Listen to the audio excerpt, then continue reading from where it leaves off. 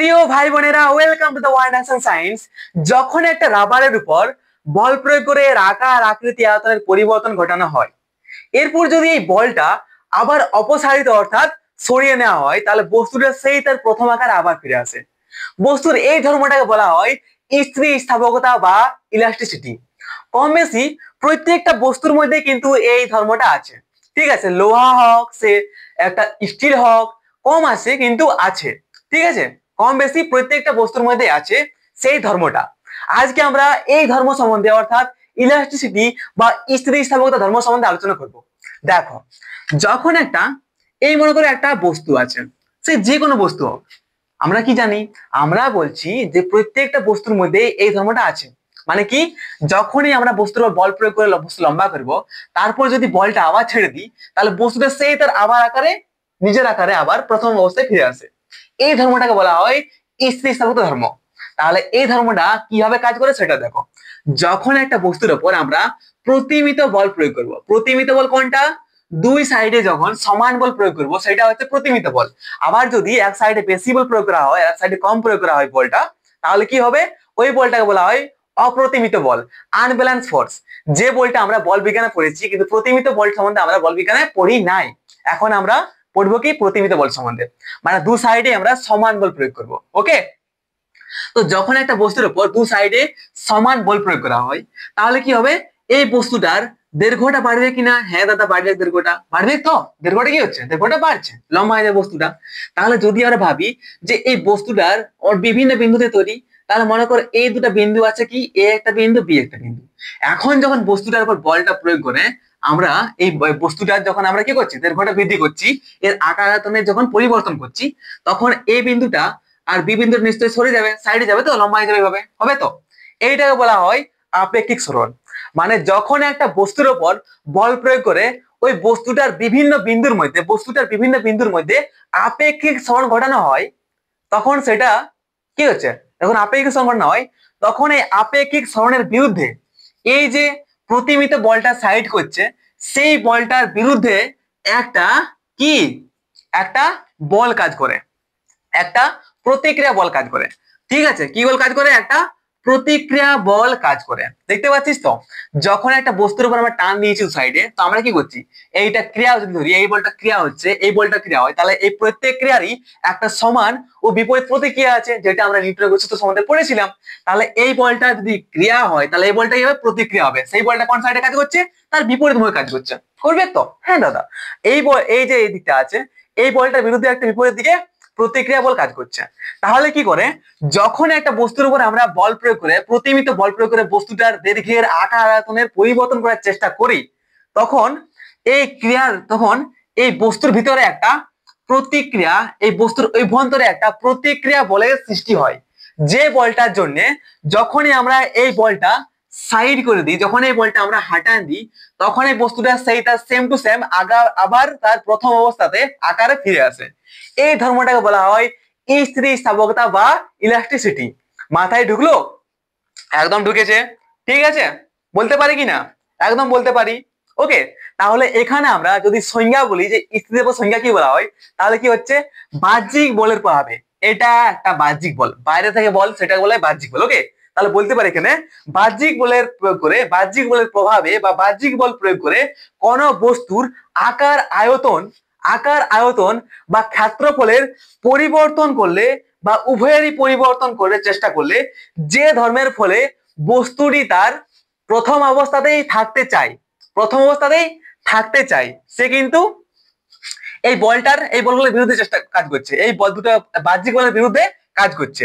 এই যে বল রয়েছে ভিতরে, প্রতিক্রিয়া বলটা, এই বলটা বস্তুটিকে যে প্রথম আকারে ছিল সেই প্রথম আকারে রাখতে চাইছে। ও কিন্তু এই বলটা কিন্তু এই বস্তুটাকে কি করছে? আগের মানে বিকৃতি হতে দিচ্ছে না। বিকৃতি মানে হচ্ছে, বিকৃতিকে বলা হয় ইংলিশে স্ট্রেন। বিকৃতি হচ্ছে যেটা, যে বস্তুর আকার আকৃতির পরিবর্তন, এটাকে বলা হয় অ্যাকচুয়ালি বিকৃতি, যে সম্বন্ধে আমরা একটু পরে পড়বো ভালো করে ডিটেলসে। ওকে, তাহলে এটাই হচ্ছে, যখন একটা বস্তুর আমরা বিকৃতি করার চেষ্টা করি, তখন এই বস্তুটা বস্তুটার বিকৃতি হতে বাধা দেয় ভিতরে একটা প্রতিক্রিয়া বল, বা এই যে ধর্মটা, যে ধর্মের জন্য বস্তুটার বিকৃতি হতে বাধা দিচ্ছে, সেই ধর্মটাকে বলা হয় স্থিতিস্থাপকতা বা ইলাস্টিসিটি বা স্থিতিস্থাপক ধর্ম। ওকে, বাহ্যিক বল প্রয়োগ করে কোন বস্তুর আকার বা আয়তন বা উভয়েরই পরিবর্তন করলে যে ধর্মের ফলে বস্তুটি এই পরিবর্তন প্রচেষ্টাকে যে ধর্মের ফলে বস্তুটি এই পরিবর্তনের প্রচেষ্টাকে বাধা দেয় বা বাধা দেওয়ার চেষ্টা করে, ঠিক আছে, এবং বাহ্যিক বল অপসারিত হলে, এই যেটা বললাম, যদি এই বলটা এই যে বলটা প্রয়োগ করে আমরা বিকৃতি হলো এবং এই বাহ্যিক বলটা হাটান দিলে অপসারিত করলে বস্তুটি সেম টু সেম তার প্রথম আকার প্রথম অবস্থা বা প্রথম আকারে ফিরে আসে, এই ধর্মটাকে বলা হয় স্থিতিস্থাপক ধর্ম বা ইলাস্টিসিটি বা স্থিতিস্থাপকতা। ডিটেলস আলোচনা করলাম, বুঝতে পারলে ক্লিয়ার হয়েছে কি ধর্ম বলতে খুঁজছি। যেমন বললাম যে একটা গার্ডার নিয়েছি, এই গার্ডারটার আমরা দু সাইডে, এই সাইডেও আর এই সাইডেও প্রতিমিত বল প্রয়োগ করে কি করছি, বস্তুটার আকার আকৃতির পরিবর্তন করছি।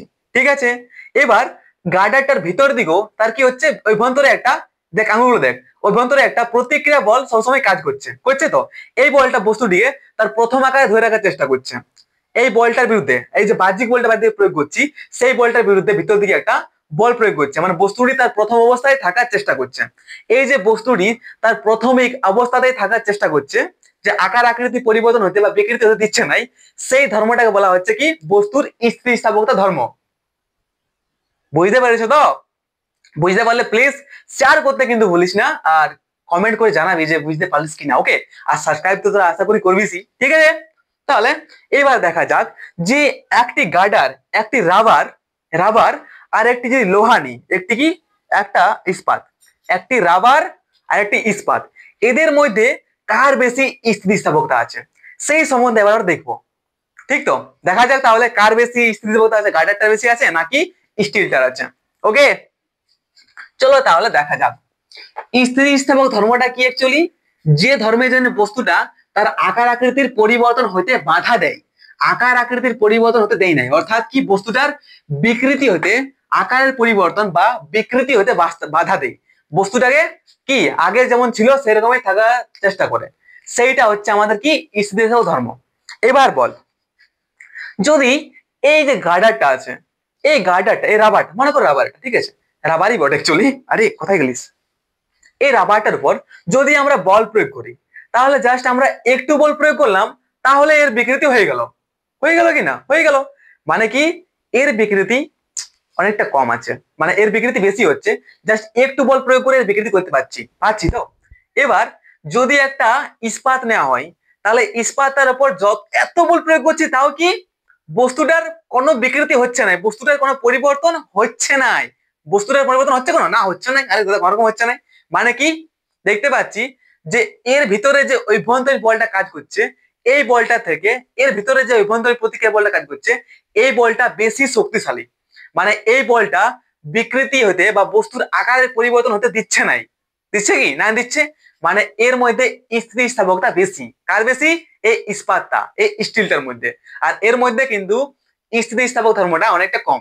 বুঝতে পারছি কিনা, স্থিতিস্থাপক শক্তি হচ্ছে এমনটাই যে বস্তুকে ধরে রাখার চেষ্টা করছে, ও কোন রকম ওকে কি করছে বলতো, ওর বিকৃতি হতে দিচ্ছে না, বাট এর মধ্যে আমরা অনেক কম বল প্রয়োগ করে বিকৃতি করতে পারছি তো, বাট এর উপর এতটা বল প্রয়োগ করে আমরা বিকৃতি করতে পারছি না, মানে এই বস্তুটার যে বিভিন্ন অণুগুলো আছে সেগুলো কি করছে, অনেক জব্দ করে ধরে রেখেছে, মানে এর মধ্যে স্থিতিস্থাপকতা বা কে ইলাস্টিসিটি অনেক বেশি। বুঝতে পেরেছিস তো, মানে বলতে পারি এখানে যে ইস্পাতের ইলাস্টিসিটি সব থেকে বেশি রাবারের চেয়ে, কার চেয়ে, রাবারের চেয়ে। ওকে, চল তাহলে আর একটু এগিয়ে যাই। ঠিক আছে, তাহলে স্থিতিস্থাপক সম্পর্কে কয়েকটি জ্ঞাতব্য বিষয় দেওয়া আছে, কি কি বিষয় সেগুলো দেখে নে। বলছে যে কোন ধাতুর সঙ্গে অপদ্রব্য মিশিয়ে দিলে, যদি কোনো ধাতু থাকে, এই একটা ধাতু হচ্ছে, এবার এই ধাতুর সঙ্গে যদি আমরা অপদ্রব্য মিশিয়ে দিই, তাহলে কি হচ্ছে, এর স্থিতিস্থাপক ধর্মের পরিবর্তন হয়। ঠিক আছে, হতে পারে কম হবে বা বেশি হতে পারে। যদি একটা ধাতুর মধ্যে এক নম্বর পয়েন্ট, আরে লাইনটা গেল কি, আজকে লাইন চলে গেল মনে হয়, দেখি তো, যথেষ্ট লাইট আছে, দেখ কি বলছি। যখন নম্বর ওয়ান পয়েন্ট, যদি একটা ধাতুর সঙ্গে কি, যদি একটা ধাতুর সঙ্গে যদি আমরা একটা অপদ্রব্য মিশিয়ে দিই, তাহলে কি হবে, বস্তুর স্থিতিস্থাপক ধর্মের, বস্তুর ইলাস্টিসিটি ধর্মের কিন্তু পরিবর্তন হবে। এটা হচ্ছে আমাদের এক নম্বর পয়েন্ট, এটা সম্বন্ধে মাথায় রাখবি। কোন ধাতুকে বারবার বিকৃত করলে, 2 নম্বর পয়েন্ট হচ্ছে কোন ধাতুকে বারবার বারবার বিকৃত, বারবার বিকৃত। কোন ধাতুর উপর যদি কোন ধাতুকে যদি বারবার বিকৃত করি তাহলে কি বস্তুর স্থিতিস্থাপক ধর্মটা কিন্তু কমে যায়। কিভাবে দেখ কি হয়, কি বলছে এখানে, বস্তু ধাতুকে বারবার বিকৃত করলে বস্তুর স্থিতিস্থাপকতা কমে যায়। উদাহরণস্বরূপ বলা যায়, যদি মনে কর এই যে এটা আছে, এই চামচটা আছে, বা এই চামচটা যে আমি চামচটা ভাঙবো না, চামচটা ভাঙবার কোনো ইন্টারেস্ট নেই, ঠিক আছে। যদি একটা তার নিস তো দেখবি যারা মিস্ত্রি হয় তারা কি করে, তার তো আর যদি তার থাকে একটা, ঠিক আছে, একটা লোহার তার আছে মনে কর, একটা কি একটা তামার তার আছে। এবার ওই তারটাকে আমরা টেনে কিন্তু ছিটাতে পারি না, পারি নাহলে কি হয়, তখন তখন তারটা কি করে এইভাবে বিকৃতি করে। বিকৃতি মানে কি আকার সবসময় পরিবর্তন করে কি নাই, এরকম এরকম এরকম এরকম করে। আর একটু পরে কিন্তু ওটা কি হয়ে যায় বলতো, মানে ভাঙ্গুর হয়ে পড়ে, কি হয় পরে একটু পরে ভেঙে যায়। বুঝতে পারছিস তো কি বলতে করছি? যখন একটা ইস্পাতের তার বা তামা তারের উপর কি করা হয়, যখন বারবার এইভাবে বিকৃতি করা হয়, এটাকে আমরা এরমেন করি বারবার চামচটাকে, তাহলে এইখানে কি হবে, ধীরে ধীরে এর যে শক্তিটা আছে, যে শক্তিটা আছে এর মধ্যে কি হবে, অনেকটা নরম হয়ে যাবে, তারপরে একটু পরে ভেঙে যাবে। মানে কি এর স্থিতিস্থাপক যে শক্তিটা, যেটা যেন বস্তু ধরে রাখছে, সেটা কি অনেকটা কম হয়ে যাবে। বুঝতে পারছিস তো কি বলতে খুঁজছি? হুম, যে কোন ধাতুকে বারবার বিকৃত করলে ধাতুর স্থিতিস্থাপকতা কমে যায়। উদাহরণস্বরূপ বলা যায়, একটি পুরু তামা তারকে বারবার বাঁকালে ক্রমশ কি হচ্ছে, ক্রমশ কঠিন ও ভাঙ্গুর হয়ে পড়ে একদম। এই ঘটনাকে স্থিতিস্থাপক ক্লান্তি, এই যে ঘটনাটা আছে, যে বারবার একটা যদি বস্তুকে আমরা বারবার বাঁকাই তাহলে এই বস্তুটা কি ধীরে ধীরে কঠিন হয়ে পড়ে, আর তারপর কি হয় বস্তুটা ভাঙে পড়ে। এই যে ধর্মটাকে বা বস্তুর এই যে ঘটনাটাকে বলা হয় কি ক্লান্তি বলা হয়। কি বলা হয়, বস্তুর ক্লান্তি বা ইলাস্টিক ফ্যাটিক বলা হয়, বলা হয়, ঠিক আছে। ক্লান্তি বলা হয় বা অবসাদ, ক্লান্তি বা অবসাদ বলা হয়, ঠিক আছে, বা ইলাস্টিক ফ্যাটিক, যেটা মিস্ত্রি গুলা কাজে লাগায়, যারা তার মিস্ত্রি বলে, যারা সবসময় তার ভাঙাভাঙি করছে, তারা কাজে লাগায় এটা। ও যে কোনো জিনিস ভাঙে যাবে, বুঝতে পারছিস তো? যখন আমরা একটা কোনো ডাং ভাঙবি সেটা কি করে এরকম করে ভাঙি, তো ডাং একটা ভাঙতে গেলে ভাঙি কিনা, যদি এটা ভাঙতে হয় তাহলে কি করবো আমরা, এমনি এমনি করে বারবার বিকৃতি করব। বিকৃতি করতে করতেই অস্তে অস্তে এটা অটোমেটিক একটু পরে কঠিন হয়ে হয়ে কি হবে, ভাঙে যাবে। আর ভাঙে পড়ে, যখন ভাঙে পড়বে এই ধর্মটাকে, এই যে ধর্মটা আছে, ভাঙে পড়া ধর্মটা, বারবার বিকৃত করার ফলে, বারবার বাঁকানোর ফলে, এটা বলা হয় ক্লান্তি বা অবসাদ, বা ইংলিশে বলা হয় ইলাস্টিক ফ্যাটিক। ঠিক আছে, তাহলে 3 নম্বর পয়েন্ট মানে ঢুকলো। কি বলতে খুঁজলি? 4 নম্বর পয়েন্টটা হচ্ছে যে উষ্ণতা যদি পরিবর্তন ঘটলো, যদি কোনো ধাতুর উপর, কোনো একটা ধাতু আছে, ওই ধাতুর উপর মনে কর একটা চামচ আছে, এই ধাতুর উপর যদি আমরা উষ্ণতার পরিবর্তন করি, কি করি, উষ্ণতার পরিবর্তন করি, মানে কি, তাহলে কিন্তু এই স্থিতিস্থাপক ধর্মের পরিবর্তন হয়। যদি একটা ধাতুর উপর আমরা অনেক উষ্ণতা বাড়ান দিলাম প্রথমে, তারপর যদি ধীরে ধীরে ধীরে ধীরে যদি আমরা উষ্ণতা কমাই নি, মানে কমলায়ন করা হয়, যদি নরম নরম নরম করা হয়, তাহলে কি হবে, দাঁড়া লাইটটাকে ইয়ে করে নি, লাইটটা নিবে সিন হচ্ছে, হ্যাঁ, তাহলে কি হবে বলতো, যদি একটা মনে কর, কি বলছে 4 নম্বরটা, যদি একটা বস্তু আছে, একটা লোহা আছে মনে কর, সেই লোহাটার উপর যদি আমরা উষ্ণতার পরিবর্তন ঘটাই না, উষ্ণতাকে বাড়াই বা কমাই, তাহলে কিন্তু এই বস্তুটার মধ্যে কি হবে বলতো, স্থিতিস্থাপকতা বা ইলাস্টিসিটি কিন্তু কমে যাবে বা বেশি হতে পারে। কি করে দেখ, যদি একটা বস্তু আছে লোহা, এবার ওই বস্তুটার উপর যদি আমরা তাপ প্রয়োগ করি, অনেক তাপ প্রয়োগ করি, এবার যদি অনেক উষ্ণতা বাড়ালাম, এবার উষ্ণতা বাড়ার পরে যদি বস্তুটাকে আমরা ধীরে ধীরে অল্প অল্প করে ঠান্ডা করি, তাহলে বস্তুটার স্থিতিস্থাপক বা ইলাস্টিসিটি ধর্মটা কিন্তু বাইরে যায়। কি হয়, বাইরে যায়। ঠিক আছে, ওকে, বুঝতে পারছিস তো? ধীরে ধীরে ঠান্ডা করি তাহলে কি স্থিতিস্থাপক ধর্মটা বেড়ে যায়, যেটা কি হয়, বেড়ে যায়। ওকে, বা কমলায়ন করা হয়, অ্যানালিং বলে ইংলিশে, করলে স্থিতিস্থাপকতা কমে যায়। আরে না, সরি সরি সরি, দেখ ভাই, আমি এটা ভুল বললাম, ঠিক আছে। যদি একটা বস্তু আছে, দেখবি না, 4 নম্বর পয়েন্ট যেটা বলছি, ঠিক আছে, যদি একটা, যেখানে যারা কর্মকার হয় না, যারা কি করে বলতো, দেখবি অনেক কিছু রড টড লম্বা করে বানায়, লোহা দিয়ে বানায়, ঠিক আছে, লোহর গুলো যারা হয়, তো তারা যখন কি করে বলতো, তারা একটা বস্তুকে, দেখ, যদি একটা লোহা দিস, এবার যদি ওদেরকে বলিস যে লোহাটা থেকে একটা হাঁসুয়া বানান দাও, তাহলে ও হাঁসুয়া বানাতে পারবে কি? বা যদি একটা ছুরি বানান দাও, তোমার পারবে না, তোমরা কি করে বলতো, এমনিতে ঠিকই ঠিকই আর পারবে না করতে, কারণ কি ওই লোহাটার মধ্যে ইলাস্টিসিটি বা স্থিতিস্থাপক ধর্মটা অনেক বেশি আছে, আছে তো, তার জন্য হয় নাই।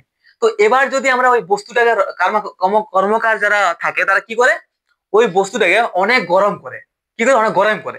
তারপরে গরম করার পর ধীরে ধীরে ঠান্ডা করে। অর্থাৎ কি হয়, যদি একটা বস্তুকে অনেক গরম করা হয় তারপর ধীরে ধীরে ঠান্ডা করা হয়, তাহলে ওই বস্তুটার স্থিতিস্থাপক ধর্মটা, ইলাস্টিসিটি ধর্মটা অনেক কম হয়ে যায়। তাহলে কি হয়, এটা ঢিলো হয়ে যায়, তাহলে এটা শক্তিশালী যে ধরেছিল লোহাটা সেটা ঢিলো হয়ে যায়। এরপর বস্তুটাকে ঠুকে ঠুকে কি করা হয়, লম্বা করা হয়। বুঝতে পারছিস তো? মানে একটা জিনিস মাথায় রাখবি, যে যখন একটা বস্তুকে যখন একটা বস্তুর ওপর অনেক বেশি তাপ প্রয়োগ করা হয়, তারপর বস্তুটাকে ধীরে ধীরে ঠান্ডা করা হয়, তখন কি হয়, বস্তুটার স্থিতিস্থাপক বা ইলাস্টিসিটি ধর্মটা কিন্তু অনেক কমে যায়। ঠিক আছে। এবার 5 নম্বর পয়েন্ট। 5 নম্বর পয়েন্ট হচ্ছে যে উষ্ণতার পরিবর্তন ঘটলেও ধাতুর স্থিতিস্থাপকতার পরিবর্তন হয়। সাধারণত উষ্ণতা বাড়ালে স্থিতিস্থাপকতা কমে এবং উষ্ণতা কমালে স্থিতিস্থাপকতা বাড়ে। ওকে। ব্যতিক্রম শুধু ইনভার। ইনভার একটা আছে, ইনভার একটা যন্ত্র আছে। সেই ইনভারের উপর যদি আমরা উষ্ণতা বেশি কর বা কম কর, তার কোনো যায় আসে নাই, সে কিন্তু সেরকমই থাকবে, স্থিতিস্থাপকতা কোনো রকম পরিবর্তন হবে না। বাট যখন একটা বস্তু ঠান্ডা থাকবে, সেই বস্তুটার স্থিতিস্থাপকতা অনেক বেশি হবে। কি বলতো, কেমন করে, যদি মনে কর জল আছে, এবার জলটা যদি অনেক ঠান্ডা হয় তখন বরফ হয়ে যায়। মানে বরফটা অনেক শক্তিশালী, একদম পুরো কঠিন হয়ে থাকে, থাকে কি ধরা ধরে থাকে, কঠিন, অনেক শক্ত হয়ে থাকে বরফটা, থাকে তো। মানে কি, যখন উষ্ণতা কম আছে তখন এর স্থিতিস্থাপকতা অনেক বেশি আছে। বাট যখন জলটাকে আমরা গরম করি তখন কি হয়, জলটা অনেক পাতলা হয়ে যায়। মানে কি হয়, ওর অণুগুলা কিন্তু সাইড হয়ে যায়। মানে কি, উষ্ণতা বাড়ালে কি হচ্ছে, স্থিতিস্থাপকতা কমে যাচ্ছে, কি হচ্ছে, কমে যাচ্ছে। বাট যখন আমরা উষ্ণতা কমায় দিচ্ছি, ঠান্ডা করে দিচ্ছি, তখন কি হচ্ছে, জলটা কিন্তু কঠিন হয়ে যাচ্ছে, বরফ হয়ে যাচ্ছে। মানে কি, ওর স্থিতিস্থাপক ধর্মটা বা ইলাস্টিসিটি ধর্মটা কিন্তু অনেক বেড়ে যাচ্ছে। ওকে। তাহলে এখানে মাথায় রাখবি যে উষ্ণতা বাড়ালে স্থিতিস্থাপকতা কমে, আর উষ্ণতা কমাইলে স্থিতিস্থাপকতা বাড়ে। মাথায় ঢুকলো? একদম ঢুকেছে। এরপর যে পয়েন্টটা আছে, কয়েকটি প্রয়োজনীয় সংজ্ঞা জেনে রাখ, ঠিক আছে। যেমন আছে তোর পূর্ণ স্থিতিস্থাপক বডি, পূর্ণ দৃঢ়, আচ্ছা পূর্ণ স্থিতিস্থাপক বস্তু মানে পূর্ণ দৃঢ় বস্তু, কি কি আছে দেখলেন। প্রথম জান যে পূর্ণ দৃঢ় বস্তু বলতে কি বলছে। পূর্ণ দৃঢ় বস্তু, দৃঢ় মানে কি, দৃঢ় মানে হচ্ছে অনেক কঠিন, ঠিক তো, এটা আমরা জানি। ইংলিশে বলা হয় perfectly rigid body, perfectly rigid body. Number 1 লিখে রাখ, যে কি হচ্ছে, একটু সংখ্যাগুলো মাথায় রাখবি। পূর্ণ পূর্ণ দৃঢ়, পূর্ণ দৃঢ় বস্তু, পূর্ণ দৃঢ় বস্তু কোনগুলোকে বলা হয় সেটা দেখ। পূর্ণ দৃঢ়, পারফেক্টলি রিজিড বডি, ইংলিশ বলা হয় পারফেক্টলি রিজিড বডি।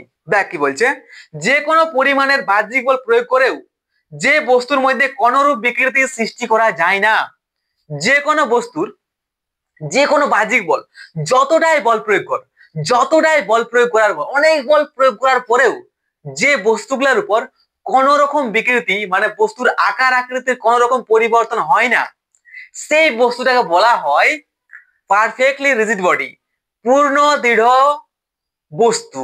এবার কি দেখ, এই যে একটা বলতে গেলে যে পৃথিবীতে এমন কোনো বস্তু নাই যে পূর্ণ দৃঢ় বস্তু আছে, পারফেক্টলি রিজিড বলে কোনো বস্তু নাই।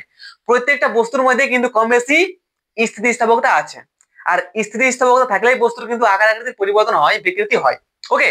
বাট আমরা মানে অনেকে মনে করা হয় যে মানে যদি অনেকটা যদি কাছাকাছি আছে এই পারফেক্টলি রিজিড বডি বা পূর্ণ দৃঢ় বস্তুর মধ্যে, সেটা হচ্ছে কি, একটা কাঁচ হচ্ছে আর এটা হচ্ছে তো হীরা, ঠিক আছে। যদি এই বস্তুটার উপরে যদি আমরা অনেকটা বল প্রয়োগ করি, দু সাইডে যদি বল প্রয়োগ করা হয়, তাহলে কি, এই যে কাঁচটা আছে এর কিন্তু কোন রকম একটুও কিন্তু কোন রকম এর মধ্যে, একটা কাঁচের মধ্যে যদি আমরা দু সাইড থেকে বল প্রয়োগ করি, প্রতিমিত বল, দু সাইডে বল প্রয়োগ করি, তাহলে বস্তুটা যদি আকার আকৃতি অর্থাৎ বিকৃতি হয়, বস্তুটার আকার আকৃতি পরিবর্তন হয়, মানে কি বিকৃতি হবে, তাহলে সেই বস্তুটা হচ্ছে কি, সেই বস্তুটা একটা স্থিতিস্থাপক বস্তু বলা যায়। বাট এটা হচ্ছে পূর্ণ দৃঢ় বস্তু, এমন হচ্ছে পূর্ণ দৃঢ় বস্তু, পারফেক্টলি রিজিড বডি।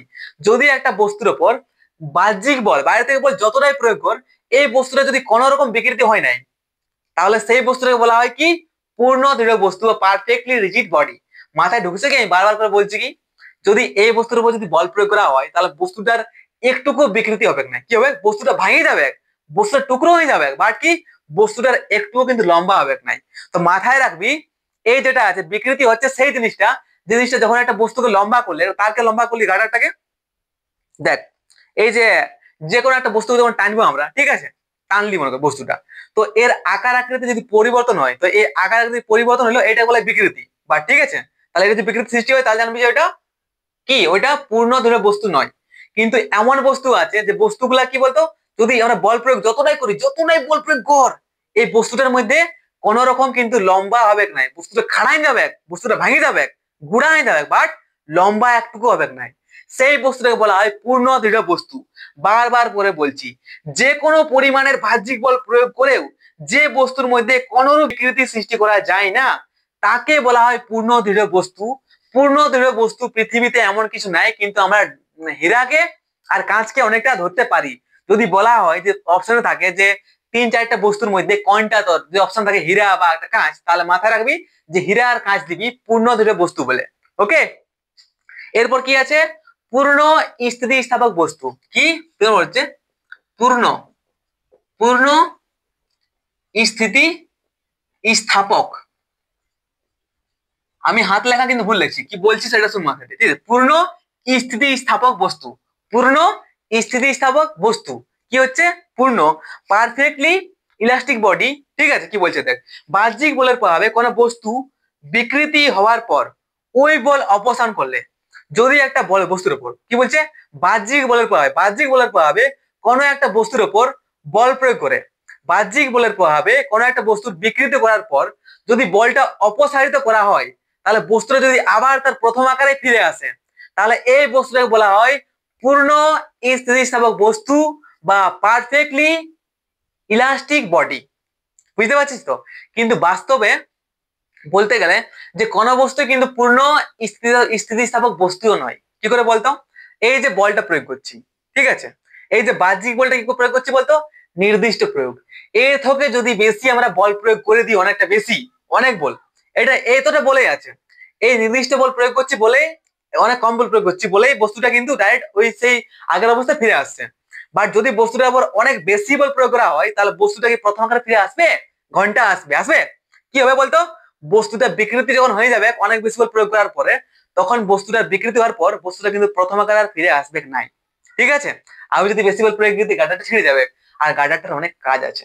ঠিক আছে, তাহলে দেখ একটা জিনিস মাথায় রাখবি যে প্রত্যেকটা একটা নির্দিষ্ট বল পর্যন্ত, যে কম বেশি হোক, বলটা কম হোক বেশি হোক, একটা নির্দিষ্ট বল পর্যন্ত প্রত্যেকটা বস্তুই তার বিকৃতি হওয়ার পর বলটা অপসারিত করলে প্রথম আকারে ফিরে আসে। তার মানে হচ্ছে কি, একটা নির্দিষ্ট সীমা পর্যন্ত প্রত্যেকটা বস্তুই হচ্ছে পূর্ণ স্থিতিস্থাপক বস্তু, পূর্ণ স্থিতিস্থাপক বস্তু, পারফেক্টলি ইলাস্টিক বডি। ঠিক আছে, কিন্তু যদি এই নির্দিষ্ট বলের থেকে বেশি বল প্রয়োগ করে দিই অনেক জোরে, তাহলে বস্তুটার বিকৃতি হওয়ার পর বস্তুটা আর কখনোই ওই তার আগের যে ছিল, আগে যে আকার ছিল সেই আকারে ফিরে আসবে নাই। ঠিক আছে, তাহলে আরেকটা জিনিস মাথায় রাখ, যে তাহলে কি পূর্ণ স্থিতিস্থাপক বস্তু, সেইটা যে একটা বস্তুর উপর যদি আমরা বল প্রয়োগ করি, একটা বস্তুর উপর যদি আমরা বল প্রয়োগ করি, বাহ্যিক বল প্রয়োগ করার ফলে বস্তুটার বিকৃতি হয়েছে, এবার বিকৃতির পর যদি বলটা অপসারিত করা হয় আর বস্তুটা যদি আবার তার নিজের অবস্থায় ফিরে আসে, সেই বস্তুটাকে বলা হয় পূর্ণ স্থিতিস্থাপকতা বস্তু। বাট একচুয়ালি পূর্ণ স্থিতিস্থাপক বস্তু বলে কোনো নাই, সব বস্তু একটা নির্দিষ্ট সীমা পর্যন্তই আছে।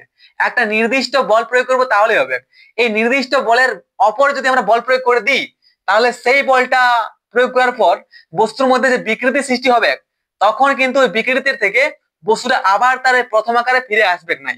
তাহলে আরেকটা জিনিস নোটিস করলে, স্থিতি স্থাপক, স্থিতি স্থাপক সীমা, স্থিতি স্থাপক সীমা বা ইলাস্টিক লিমিট বলা হয়, ইলাস্টিক লিমিট। ঠিক আছে, ইলাস্টিক লিমিট কোনটা, দেখ মনে কর এই যে গার্ডারটা আছে, এই গার্ডারটার উপর আমরা 20 নিউটন বল প্রয়োগ করেছি, 20 নিউটন বল প্রয়োগ করেছি, এর মধ্যে যে বিকৃতি সৃষ্টি হয়েছে, বলটা আবার ছাড়ছি, বস্তুটা আবার চলে আসছে নিজের অবস্থায়। কিন্তু যদি এই 20 নিউটনের বেশি আমরা বল প্রয়োগ করে দিই, তাহলে কি হবে, বস্তুটা যে বিকৃতি হবে, সেই বস্তুটা তার অবস্থায় আবার আগের অবস্থায় ফিরে কখনোই আসবে নাই।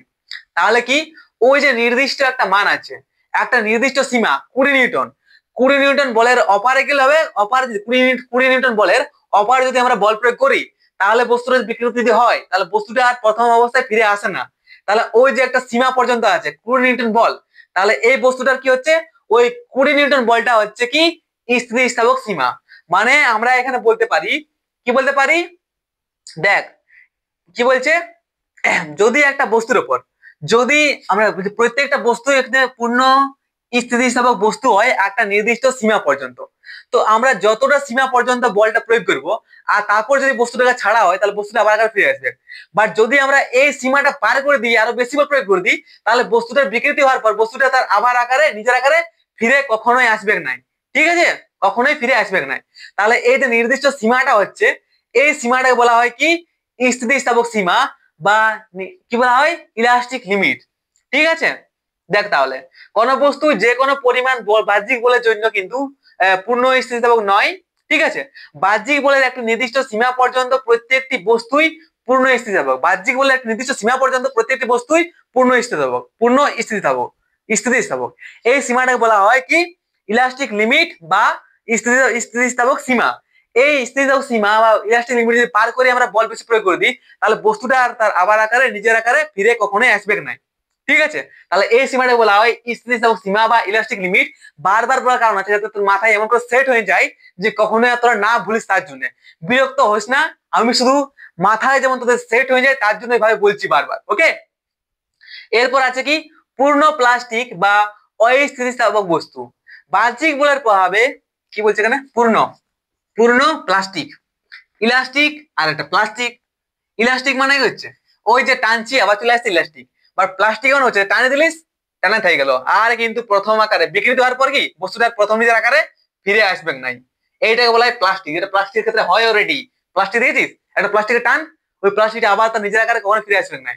বাট একটা রাবারকে টান, ও নিজের আকারে আবার ফিরে আসবে। মানে কি রাবারটা হচ্ছে ইলাস্টিক আর ওই যে একটা প্লাস্টিক যেটা ক্যারি ব্যাগ যেটা বলিস সেটা হচ্ছে প্লাস্টিক। ওকে, পূর্ণ প্লাস্টিক, পূর্ণ প্লাস্টিক, পূর্ণ প্লাস্টিক বস্তু, পূর্ণ প্লাস্টিক বস্তু বা বলা হয় অস্থিতিস্থাপক। এর মধ্যে কোনো স্থিতিস্থাপক নাই, অস্থিতিস্থাপক বস্তু। ঠিক আছে, পারফেক্টলি প্লাস্টিক বডি, কি বলে এটা ইংলিশে perfectly plastic body, perfectly plastic body.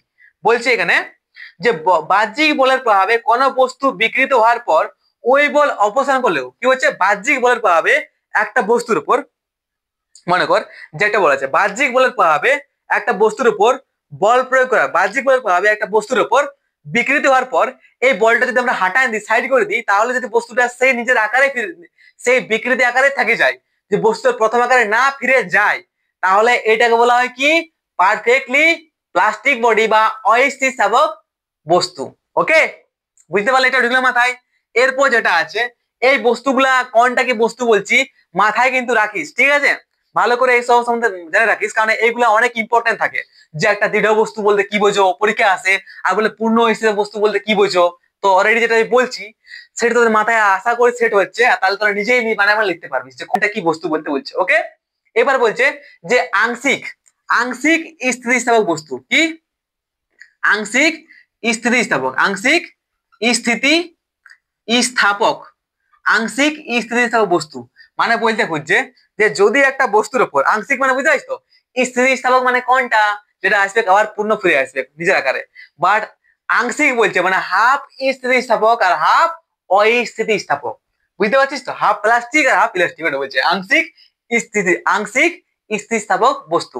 কি বলছে যদি একটা বস্তুর উপর বল প্রয়োগ হয়, বাহ্যিক বলের প্রভাবে যদি কোনো বাহ্যিক বলের প্রভাবে যদি কোনো বস্তুর আমরা কি বিকৃতি করি আর তারপর যদি এই বলটা অপসারিত হাঁটান দিই বলটা, তাহলে কি বস্তুটা তার নিজের আকারে আসে নাই, নিজের আকারে হাফ আসে, মানে কি কিছুটা নিজের আকারে ফিরে আসে, পুরোটা আসে নাই। এটাকে বলা হয় কি আংশিক স্থিতিস্থাপক বস্তু। ওকে, বুঝতে পারছিস তো, বাহ্যিক বলের প্রভাবে কোনো বস্তু বিকৃতি হওয়ার পর ওই বল অপসারণ করলে বস্তুটি যদি তার পূর্বের আকার আয়তন আংশিক ভাবে ফিরে পায়, পূর্ণ না পায় আংশিক ভাবে যদি ফিরে পায়, তাহলে ওই বস্তুটাকে বলা হয় কি ওই বস্তুটাকে বলা হয় আংশিক স্থিতিস্থাপক বস্তু। ওকে, এইবার জান বিকৃতি সম্বন্ধে, বিকৃতি সম্বন্ধে এইবার ভালো করে জান কি বলছে বিকৃতি সেটা দেখ। বা তখন থেকে বলছিলাম যে বিকৃতি সম্বন্ধে আমরা জানবো, বিকৃতি সম্বন্ধে আমরা জানবো, তো এটা মাথায় ঢুকে নেবে। বিকৃতি, বিকৃতি যাকে ইংলিশে কি বলা হয় স্ট্রেন, হয়তো তোরা আগে এটা পড়েছিস, একদম 100% পড়েছিস, আমি বলছি 100% তোরা এই সম্বন্ধে পড়েছিস স্ট্রেন। এখানে কি বলছে স্ট্রেন সম্বন্ধে, বাহ্যিক বলের প্রভাবে স্থিতিস্থাপক বস্তুর বিভিন্ন অংশ পরস্পর থেকে দূরে সরে যায় বা কাছে সরে আসে। একদম যদি একটা বস্তুর উপর আমরা বাহ্যিক বাইরে থেকে বল প্রয়োগ করি, তাহলে এই যে বাহ্যিক বলের প্রভাবে একটা বস্তুর যে পয়েন্ট গুলো আছে এ বি, তার কি হয় লম্বা অ্যাঙ্গেল বস্তুটার, তার মানে কি হচ্ছে এই বিভিন্ন বিন্দুগুলার কি হচ্ছে বিভিন্ন মৌলগুলার কি হচ্ছে আপেক্ষিক সরণ হচ্ছে। এ এখানে গেল, তাহলে বিটা এখানে গেল, হবে তো এরকম সরে গেলে, ঠিক আছে। আরে সরছে কি নাই, প্রথমে এতটা ছিল 2 মিটার এদের মধ্যে, এখন কোথায় গেল 10 মিটার হয়ে গেল দূরত্ব, তাহলে আপেক্ষিক সরণ হয়, ঠিক আছে। তাহলে কি বলতে পারি আমরা, বাহ্যিক বলের প্রভাবে স্থিতিস্থাপক বস্তুর বিভিন্ন অংশ, এই অংশগুলা বিভিন্ন অংশ পরস্পর থেকে কি হচ্ছে পরস্পর থেকে দূরে সরে যায় বা কাছে সরে আসে। এবার তোদের মাথায় আরেকটা ডাউট আমি ক্লিয়ার করছি, এরকমটা নয় যে বিকৃতি মানে বারবার আমরা শুধু টানবই, এই বলটা নাই। কি করে বলতো, যদি আমরা একটা বস্তু এরকম আছে, এই বস্তুর উপর যদি আমরা এইভাবে দু সাইড থেকে যদি আমরা প্রতিমিত বল দু সাইড থেকে দাবিও একটা বস্তুকে না, তাহলে কি হচ্ছে এই বস্তুটা আমরা বিকৃতি সৃষ্টি করছি, আকার আয়তনের পরিবর্তন করছি, ঠিক আছে। তাহলে এর মধ্যে তাহলে এদের বুঝতে পারছিস তো, মানে যেটা হয় স্থিতিস্থাপক বস্তুর আমরা আকার আয়তন পরিবর্তন মানে বারবার লম্বা করার নাই, কখনো কখনো যদি আমরা দাবিয়ে দিই বলটা, ঠিক আছে, মনে করো এত দাবিয়ে দিলি, বুঝলে, এভাবে তাহলে দু সাইডে প্রতিনিধি বল প্রয়োগ করছি, তাহলে কি হচ্ছে বস্তুটার আমরা এই সাইডে বল প্রয়োগ করছি, তাহলে যখন বলটা অপসারিত করবো তখন বস্তুটা নিজের আকারে আবার ফিরে আসছে, আসছে কি নাই, ঠিক আছে। তো ওইটাই বলছে, যদি একটা বস্তুর উপর আমরা বল প্রয়োগ করি, বাহ্যিক বলের প্রভাবে কোন একটা বস্তুর বিভিন্ন অংশের আপেক্ষিক সরণ হয়, বাকি বস্তুগুলা যেগুলো আছে এতটা আছে, এবার যদি দাবিয়ে দিই বলটা, তাহলে কি অনেকগুলো কাছে চলে আসবে, বা আপেক্ষিক সরণ হয় বা বস্তুগুলা অনেক দূরে সরে যায় বা অনেক বস্তুগুলো কাছে চলে আসে, যদি আমরা এই সাইডে বল প্রয়োগ করি, তাহলে এই যে আপেক্ষিক সরণ মানে বস্তুর কাছে আসছে বা দূরে চলে আসার এই ঘটনাটা, ঠিক আছে, অর্থাৎ বিভিন্ন অংশের মধ্যে আপেক্ষিক সরণ হয়, ফলে বস্তুটির দৈর্ঘ্য, আয়তন, আকৃতি পরিবর্তন ঘটে, এই পরিবর্তনকে বলা হয় বিকৃতি। এই যে পরিবর্তনটা হচ্ছে, যে বস্তুর দৈর্ঘ্যের পরিবর্তন হচ্ছে, আয়তনের পরিবর্তন হচ্ছে, আকারের পরিবর্তন হচ্ছে, এই পরিবর্তনটাকে বলা হয় বিকৃতি, যেটা তোকে আগেই বলেছি, ঠিক আছে। তো একটা সাধারণ জিনিস দেখ, যদি আমরা এই যে আমরা দেখেছি যে স্থিতিস্থাপক বা ইলাস্টিসিটি ধর্ম হচ্ছে বস্তু তার আগের আকারে ফিরে থাকা, যদি গোলুমলু আছে, এদিকে 10 মিটার আছে, এদিকেও আছে 10 মিটার, তাহলে কি হচ্ছে বলতো, যে এই অবস্থায় বস্তুটা বারবার থাকতে চাইবে, তো আমরা কি করি বারবার টাইম টাইম এই সাইডে কি করছি বস্তু লম্বা করছি, আবার বস্তুটা তার নিজের আকারে ফিরে আসছে, এইটা হচ্ছে স্থিতিস্থাপক বা ইলাস্টিক, ঠিক তো। কিন্তু একটা নির্দিষ্ট সীমা পর্যন্ত, যদি বেশি বল প্রয়োগ করে দিই তাহলে বস্তুটা লম্বা হওয়ার পর বস্তুটা তার নিজের ছোট আকারে আবার ফিরে কখনোই আসবে না, ঠিক আছে। ওই নির্দিষ্ট সীমাটাকে বলা হয় স্থিতিস্থাপক সীমা। ওই সীমার উপর যদি আমরা বেশি বল প্রয়োগ করে দিই তাহলে বস্তুটা বিকৃতি হয়ে যাবে, মানে আকার আকৃতির পরিবর্তন হয়ে যাবে, তারপর বস্তুটা তার নিজের আকারে কখনোই ফিরে আসবে, কখনোই ফিরে আসবে নাই, কখনোই ফিরে আসবে নাই, যে সম্বন্ধে আমরা আরো পরে ডিটেলস আলোচনা করে যাব, যত আমরা পড়বো বুঝবো তত আরো মাইন্ড থেকে কনসেপ্টটা ক্লিয়ার হবে, ওকে। তো সেরকম যদি একটা বস্তুর উপর আমরা দু সাইড থেকে বল প্রয়োগ করি, তাহলে এই দিয়ে ক্রিয়া হচ্ছে, তার উল্টো দিকে হবে প্রতিক্রিয়া বল। তো যদি একটা মনে কর বস্তু আছে, এই বস্তুর উপর যদি সাইড থেকে বল প্রয়োগ করি, তাহলে বস্তুটা ছোট হয়ে গেল, তোটা হবে তো পুরো গেটরু হয়ে যাবে, আকার আকৃতি পরিবর্তন হইলো তো। তারপর যদি আমরা এই বলটা অপসারিত করে দিই, তাহলে বস্তুটা তার আবার নিজের এই প্রতিক্রিয়া বলটার জন্য বস্তুটা আবার তার নিজের এই আকারে ফিরে আসবে, আসবে তো। তাহলে এইটাও একটা হচ্ছে কি বিকৃতি, এর মধ্যেও সৃষ্টি হয়, আর এর মধ্যেও কিন্তু স্থিতিস্থাপক ধর্ম সৃষ্টি হয়, যে একটা বস্তুর উপর তুই কর, তুই সাইডে প্রতিমিত বলটা টান বা চাপ দে, বস্তুর আকার আকৃতির পরিবর্তন যতই করার চেষ্টা কর, বস্তুটা তার নিজের আকারে ফিরে আসার চেষ্টা করবে। যদি একটা বলকে দাবিস তাহলে বলটা অনেক ছোট হয়ে যায়, তারপর যদি আমরা বলটা অপসারিত করি তাহলে কি বলটা আবার তার নিজের আকারে ফিরে আসে, এইটাও কিন্তু স্থিতিস্থাপক বা ইলাস্টিক ধর্ম, ঠিক আছে। এটাও কি ইলাস্টিসিটি বলা হয় এটাকে, ওকে। তাহলে বিকৃতি কি বুঝতে পারছিস, যে বাহ্যিক বলের প্রভাবে স্থিতিস্থাপক বস্তুর স্থিতিস্থাপকতা নাই, সেরকম বস্তুর উপর নাই, যেমন কাঁচটার মধ্যে কোনো স্থিতিস্থাপক নাই, তো ওর মধ্যে কোনো বিকৃতি সৃষ্টি হবে কি নাই, হবে সৃষ্টি, তাহলে কি যেই সব বস্তুর মধ্যে বিকৃতি সৃষ্টি হবে যারা কিন্তু ইলাস্টিসিটি, যারা কিন্তু স্থিতিস্থাপক ধর্ম, ঠিক আছে। তাহলে বলতে পারি কি বাহ্যিক বলের প্রভাবে স্থিতিস্থাপক বস্তুর বিভিন্ন অংশ পরস্পর থেকে দূরে সরে যায় বা কাছে কাছে সরে আসে, অর্থাৎ বিভিন্ন অংশের মধ্যে আপেক্ষিক সরণ হয়, ফলে বস্তুটির দৈর্ঘ্য, আয়তন বা আকৃতির পরিবর্তন ঘটে, এই পরিবর্তনকে বিকৃতি বলা হয়। বিকৃতি সাধারণত 3 প্রকারে হয়, একটা হচ্ছে দৈর্ঘ্যগত, একটা আয়তনগত, আর একটা কি বলা হয়, আরেকটা হচ্ছে তোর আকৃতিগত হয়, ঠিক আছে। মানে দৈর্ঘ্যের হতে পারে বিকৃতি, আবার আয়তনের বিকৃতি হতে পারে, আবার কি আকৃতির বিকৃতি হতে পারে। মনে করে একটা এত বড় বস্তু আছে, ঠিক আছে, আবার বস্তুটা যদি সব সাইড থেকে দাবি তাহলে কি হবে বলতো, এর আকারে পরিবর্তন হয়ে যেতে পারে, হয় না। বস্তুটা গোল করে দিলিস হয়তো বল প্রয়োগ করে নিয়ে বা কুচি প্রয়োগ করতে পারে, তাহলে কি হয় আকারের পরিবর্তন হতে পারে। বিকৃতি 3 প্রকারে হয়, একটা আকৃতিগত, একটা আকৃতিগত, একটা আয়তনগত আর একটা দৈর্ঘ্যগত। এলে মাথায় রাখ, আমরা পরে আলোচনা করবো বেশ ভালো করে, একদম তখন পুরো মাথায় ঢুকবে। আছে এর পরে আছে আরো, ঠিক আছে। আমি আশা করি যে যে সাউন্ডটা বাজছে বিয়ে বাড়িতে এখন, সেটা হয়তো শোনাচ্ছে না তোদেরকে, ঠিক আছে। আর 2 মিনিট আছে, জাস্ট ওয়েট কর। এইবার জান যে পীড়ন কি জিনিস। আচ্ছা, একটা জিনিস নোটিস কর, এই যে আমরা এই বিকৃতি আছে দাদা, এই বিকৃতি বা স্ট্রেনকে আমরা পরিমাপ কি করে করব? এই বিকৃতি বা স্ট্রেনকে আমরা পরিমাপ করতে পারি কি বলতো? দেখ, মনে কর বস্তুটা এই আছে, তো বস্তুটার প্রথম কত আছে, দৈর্ঘ্য কত আছে, 2 মিটার আছে। এবার যদি আমরা বল প্রয়োগ করে বস্তুটার বিকৃতি করলি, আকার আয়তনের পরিবর্তন করে কত করে দিলি, এটাকে 5 মিটার করে দিলি লম্বা, তাহলে এখানে আমরা বিকৃতি বলতে পারবো, কি বলতে পারবো? বিকৃতি। বিকৃতি সমান আমরা বলবো,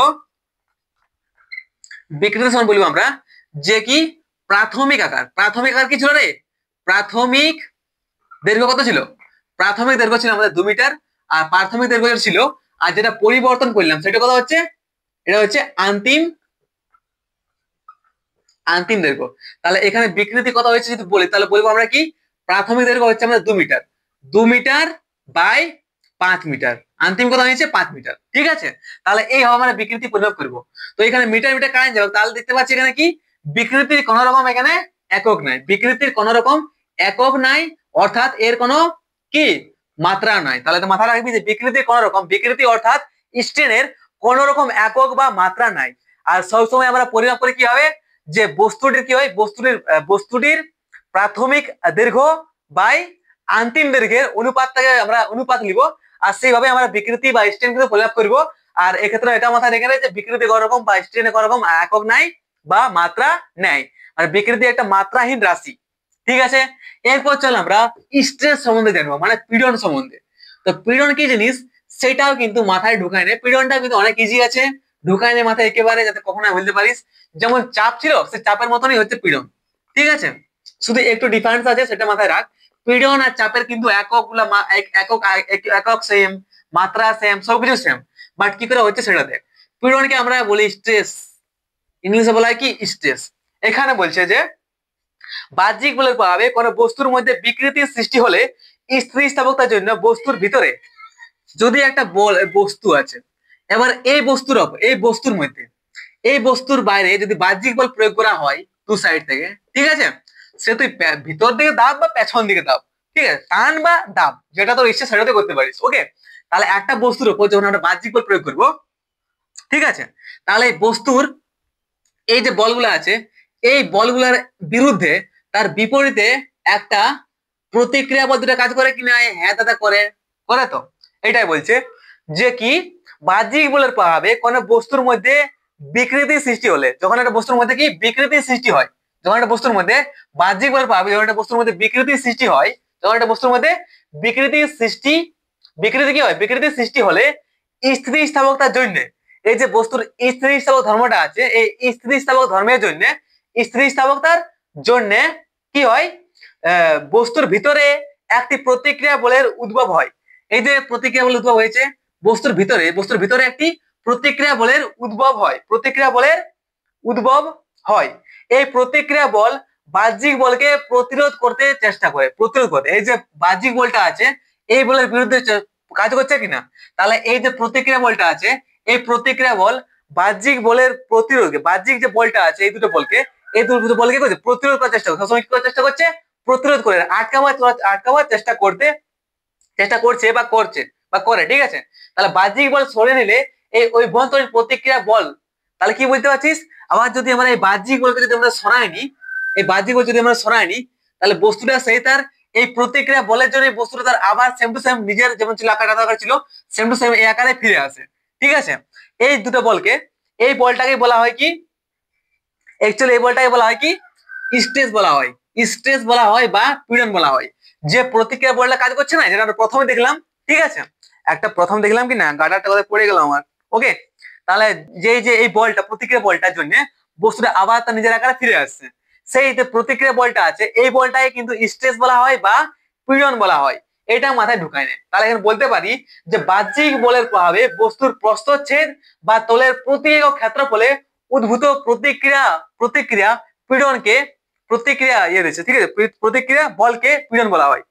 এই যে বাহ্যিক বলটা আছে, এই বাহ্যিক বলের প্রভাবে, বাহ্যিক বলের প্রভাবে, এই যে বাহ্যিক বলটা আছে, ঠিক আছে, এই বাহ্যিক বলের প্রভাবে একটি বস্তুর প্রত্যেক ক্ষেত্রফলে, এই যে বাহ্যিক বল পাবে বস্তুর প্রস্থচ্ছেদ, বস্তুর প্রস্থচ্ছেদ বা তলের প্রতি একক ক্ষেত্রে, তলটার প্রতি একক ক্ষেত্রফলে, প্রতি একক ক্ষেত্রফলে যে প্রতিমিত, যে কি, যে প্রতিক্রিয়া বলে সৃষ্টি হয়, প্রত্যেকটি যে একক ক্ষেত্র, এই তলটির একক ক্ষেত্রফলে বা প্রস্থচ্ছেদে এই বাহ্যিক বলের বিরুদ্ধে যে প্রতিক্রিয়া বলের সৃষ্টি হয়, যে প্রতিক্রিয়া বলটা বস্তুটা ধরে রাখার চেষ্টা করে, এই বলটাকে বলা হয় স্ট্রেস বা স্ট্রেস বা পীড়ন বলা হয়। এই বলটাকে বলা হয় স্ট্রেস বা পীড়ন বলা হয়।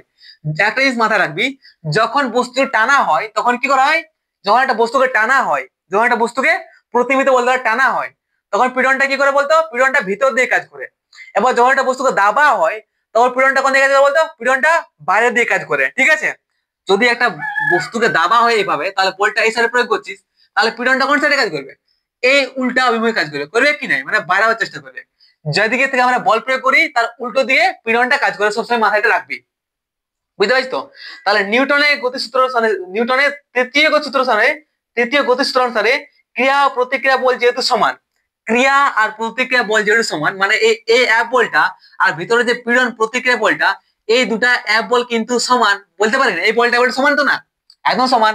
আমরা কি জানি, নিউটনের তৃতীয় সূত্রে আমরা পড়েছি যে ক্রিয়া আর প্রতিক্রিয়া সমান কিন্তু বিপরীত, একদম এই বল দুটা কিন্তু সমানই আছে, এই দুটো বল কিন্তু সমানই আছে, বুঝতে পারি তো। ক্রিয়া আর প্রতিক্রিয়া বলের মান সমান ও বিপরীতমুখী, তাই পীড়নকে একক ক্ষেত্রফলে প্রযুক্ত বাহ্যিক বল দ্বারা মাপা হয়। কি বলা হয়, একক ক্ষেত্রফলে প্রযুক্ত বল দ্বারা মাপা হয়। তাহলে পীড়ন সমান বলতে পারি আমরা, কি বলতে পারি, একক একক ক্ষেত্রফলের উপরে কি হচ্ছে বল প্রয়োগ কাজ করছে, আছে না নাই। এই যে বলটা আছে, এই যে পীড়ন সৃষ্টি হচ্ছে প্রতিক্রিয়া বলটা, আর এই বলটা যেহেতু সমান, তাহলে এটা কি বলতে পারছি, আমরা বলতে পারি যে এই যে একক ক্ষেত্রফলের উপর যে বলটা কাজ করছে, এই বলটা আর এই বলটা সমানই না ভাই, মানটা সমানই আছে না, ওইটাই বলছে যে পীড়ন কি বলছে, একক ক্ষেত্রফলের উপর, এই বস্তুটার একক ক্ষেত্রফলের উপর যে বলটা প্রযুক্ত হয়, এই বলটাকে বলা হয় পীড়ন, সিম্পল ব্যাপার, ঠিক আছে। তাহলে এখানে একটা মাথায় রাখ, পীড়ন যেটা আছে, পীড়ন বা স্ট্রেস, এই পীড়ন বা স্ট্রেসকে আমরা কিভাবে একক কি হতে পারে বলতো, এর একক কি হবে, এর একক আমরা বলতে পারি কি, বলের একক কি হচ্ছে, বলের একক হচ্ছে ডাইন, ঠিক তো। আর ক্ষেত্রফলের একক কি আছে, ক্ষেত্রফলের একক হচ্ছে এসআই সিজিএস তো বলছি আমি, সিজিএস, হ্যাঁ সিজিএস একক বলছি। পীড়নের ডাইন বলের একক কি হচ্ছে ডাইন, আর ক্ষেত্রফলে কি হচ্ছে সেমি, সেমি স্কোয়ার হবে কিনা, তাহলে কি বলতে পারি আমরা, ডাইন পার সেমি স্কোয়ার, এটা হচ্ছে কার, সিজিএস পদ্ধতিতে পীড়নের একক। এবার যদি আমরা বলি যে এসআই তে কি হবে, কি যে এসআই করতে, তো এসআই কি হবে, নিউটন বলে একক হচ্ছে নিউটন, আর এটা হচ্ছে মিটার স্কোয়ার, আর তাহলে বলতে পারি নিউটন পার মিটার স্কোয়ার, এটা কি বলে আরো পাস্কাল বলা হয়। তো এখানে দেখতে পাচ্ছি কি পাস্কাল কার একক, চাপের একক, আর পীড়ন হচ্ছে কি, পীড়ন একক কি পাস্কাল, মানে এখানে বলতে পারি যে পীড়ন আর চাপের একক কিন্তু পরস্পর সেম, কিন্তু চাপটা অন্যভাবে কাজ করে আর পীড়নটা অন্যভাবে কাজ করে, বাট অ্যাকচুয়ালি এর যে মানটা বার হচ্ছে, একক মাত্রা সবকিছু কিন্তু সেমি বার হচ্ছে, ঠিক তো, বলতে পারি তো এখানে, হ্যাঁ বলতে পারি। আর যদি বলিস মাত্রা কত, পীড়নের মাত্রা, তো যত চাপের মাত্রা আছে সেম টু সেম পীড়নের মাত্রা ওইটাই হবে, খালি এর তুই বলের মাত্রা বসে এখানে আর ক্ষেত্রফলের মাত্রা বসে, তাহলে পেয়ে যাবি সেখানে কি পেয়ে যাবি আমরা, চাপ পীড়নের মাত্রা পেয়ে যাবি, ঠিক আছে। এবার দেখ নোটিস কর, অভিলম্ব পীড়ন, আরেকটা আছে কি বলতো, স্পর্শকীয় পীড়ন। অভিলম্ব পীড়ন কোনটা আর স্পর্শকীয় পীড়ন কোনটা, সেই সম্বন্ধে মাথায় একটু ঢুকাই দে। অভিলম্ব পীড়ন, অভিলম্ব অভিলম্ব অভিলম্ব পীড়ন ও স্পর্শকীয় পীড়ন। অভিলম্ব পীড়ন কি জিনিস আর স্পর্শকীয় পীড়ন কি জিনিস, এই দুটো জিনিস মাথায় দেয়। মনে কর এই একটা বস্তু আছে, ঠিক আছে, এই একটা বস্তু আছে, এবার এই বস্তুটার উপর যদি আমরা বল বাহ্যিক যদি বল প্রয়োগ করি, একটা বস্তুর উপর যদি আমরা বাহ্যিক বল প্রয়োগ করি, তো ওই বলটা কি বলতো, ওই বলটা কিন্তু আমরা এই অভিলম্বের এইভাবে বলটা প্রয়োগ করতে পারি, আবার এইভাবে বলটা প্রয়োগ করতে পারি, পারে কিনা, হ্যাঁ বল প্রয়োগ করতে পারি। আবার বলটা আমরা এইভাবেও কিন্তু প্রয়োগ করতে পারি, পারি কিনা, একদম পারি বল প্রয়োগ করতে। তো এইভাবে যদি একটা বল প্রয়োগ করা হয়, যদি বাহ্যিক বল এইভাবে প্রয়োগ করা হয়, তাহলে এর বিরুদ্ধে উল্টা বিপরীত সমান একটা প্রতিক্রিয়া বলে সাইডে কাজ করবে, সৃষ্টি করবে। এবার যখন আমরা দেখি যে একটা জিনিস, যখন আমরা এইভাবে একটা বল কাজ করে একটা কৌণিক ভাবে, তাহলে এই বলটা আমরা দুভাবে ভাগ করতে পারি। একটা কি, একটা উল্লম্ব ভাবে একটা বল কাজ করে, একটা কি ভাবে অনুভূমিক কাজ, অনুভূমিক ভাবে একটা বল কাজ করে, করে কি না, কাজ করে। তাহলে একটা জিনিস নোটিস কর, তাহলে এই বলটা কি আমরা এইভাবে একটা অনুভূমিক ভাবে একটা বল কাজ করবে, করবে। তাহলে এটা একটা কি গেল, এটা একটা বল কাজ করবে কিভাবে, আর এইভাবে একটা বল কাজ করবে এই উল্লম্ব ভাবে করবে কাজ। তাহলে এটা একটা গেল কি, এটা একটা বল হয়ে গেল, কি বল, এটা একটা বল হয়ে গেল। ঠিক আছে। আর আমরা জানি যে এই বলটার বিরুদ্ধে যে প্রতিক্রিয়া বলটা সৃষ্টি হচ্ছে, এই প্রতিক্রিয়া বলটা কি হচ্ছে অ্যাকচুয়ালি স্ট্রেস, হচ্ছে না। তাহলে স্ট্রেসকে আমরা দুটো ভাগ করতে পারি, একটা হচ্ছে কি, একটা হচ্ছে অনুভূমিক তলে একটা হচ্ছে স্ট্রেস, স্ট্রেস, এই স্ট্রেসটাকে বলা হয় কি, এই স্ট্রেসটাকে বলা হয় কি স্পর্শকীয়, যেহেতু এই তলটার সাথে কি আছে, স্পর্শ হয়ে আছে, এই জন্য এই যে এইভাবে বলটা কাজ করছে, সেই বলটাকে বলা হয় স্পর্শকীয় পীড়ন বলা হয়। আর এই যে উল্লম্ব ভাবে অভিলম্ব ভাবে কাজ করছে এই পীড়নটা এইভাবে, এই পীড়নটাকে বলা হয় কি অভিলম্ব পীড়ন। এইটা বুঝার জন্য বললাম। ঠিক আছে। তাহলে দেখ, যদি প্রযুক্ত বল বস্তুর তলের ওপর লম্বভাবে অথবা আনত ভাবে কি ক্রিয়া করতে পারে, তলের প্রতি একক ক্ষেত্রফলের তলের অভিলম্বের দিকে, তলের যে অভিলম্বের দিকে প্রতিক্রিয়া, অভিলম্বের দিকে প্রতিক্রিয়া বলের এই উপাংশকে বলা হয় কি অভিলম্ব পীড়ন। কি বলে এটা, এই বলটা কি বলা হয়, যেটা কাজ করছে এই সেটা অভিলম্ব পীড়ন বলা হয়, অভিলম্ব পীড়ন বলা হয়। কোন তারের দৈর্ঘ্য পরিবর্তন বা কোন বস্তুর আয়তন পরিবর্তনের সময় অভিলম্ব পীড়নের সৃষ্টি হয়। আবার তলের প্রতি ও ক্ষেত্রফলে তলের সঙ্গে সমান্তর ভাবে সৃষ্ট প্রতিক্রিয়া বলের উপাংশকে, এই যে প্রতি ক্ষেত্র বলে তরলের এই তলের এই সমান্তরালের সাথে যে স্পর্শকীয় ভাবে যে একটা পীড়ন সৃষ্টি হয়, সেই পীড়নটাকে বলা হয় কি স্পর্শকীয় পীড়ন বলা হয়।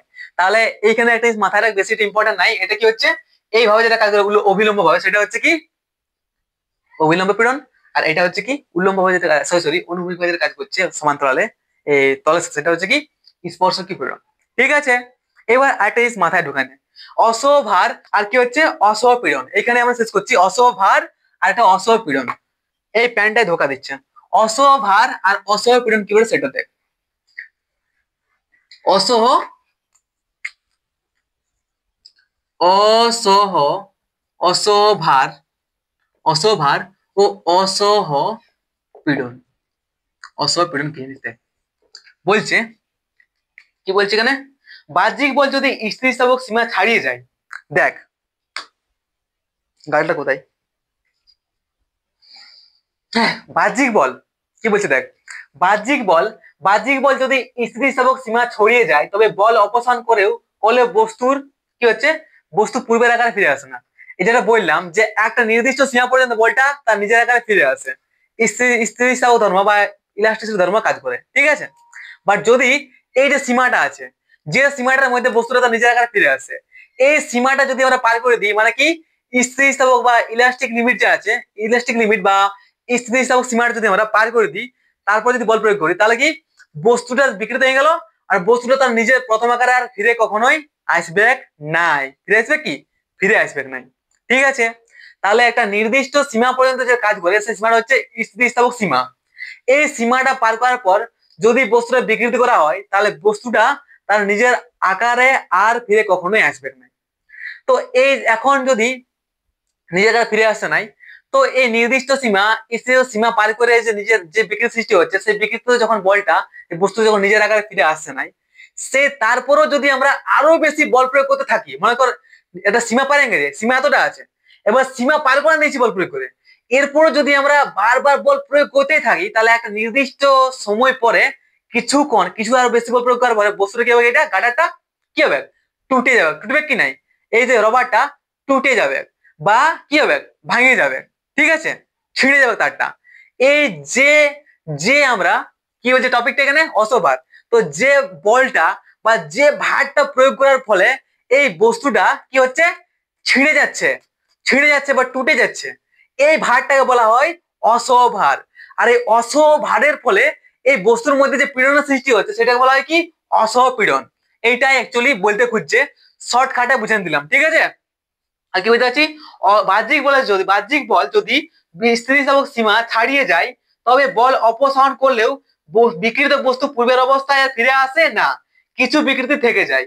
বাহ্যিক বলের পরিমাণ ক্রমাগত বাড়া থাকলে বলের একটা নির্দিষ্ট মানের মানে বাহ্যিক বলের পরিমাণ, ঠিক আছে, যদি বাড়া থাকে তাহলে বলের একটা নির্দিষ্ট পরিমাণ, একটা নির্দিষ্ট বলের পর কি হচ্ছে, এই নির্দিষ্ট ভার বা বলের পর বস্তুটা কিন্তু টুটে যাবে, বস্তুটা কি হবে, টুটে যাবে বা ছিঁড়ে যাবে। এই যে নির্দিষ্ট বলটা, যে বলটার জন্য যে বলটা ভারটাই বস্তুটা ছিঁড়ে যাচ্ছে, সেই ভারটাকে বলা হয় কি, অসভার বলা হয়। সহ্য করতে পারছে না, অসভার বলা হয়। আর এই অসভারের ফলে যে সৃষ্টি হয় পীড়ন, সেটা হচ্ছে কি, অসপীড়ন। ঠিক আছে, আশা করি সবই ডিটেলস ঢুকেছে আর মাথায় এমন ভাবে সেট হয়ে যাতে কখন তোরা না বুঝতে পারিস। ঠিক আছে, অল দ্য বেস্ট, ভালো করে পড়াশোনা কর, কলেজে দেখা হচ্ছে শীঘ্রই। ঠিক আছে, সাবস্ক্রাইব করতে ভুলিস না। এরপরে আমরা জানবো যে রবার্ট হুকের কি কি আছে, রবার্ট হুক না, রবার্ট হুকের সূত্র আছে, হুকের সূত্র আছে এখানে, আর বিভিন্ন প্রকারের বিকৃতি আর স্থিতিশীল গুণাঙ্ক আছে, যেগুলো আরো বেশি ইন্টারেস্ট আছে আর অনেক সহজে আছে। ঠিক আছে, ওকে, কলেজে দেখা হচ্ছে। অল দ্য বেস্ট, ভালো করে পড়াশোনা কর, শেয়ার করতে ভুলিস না। যদি ভালো লাগে তো প্লিজ এটা কমেন্ট করে জানাবি। ওকে, বাই।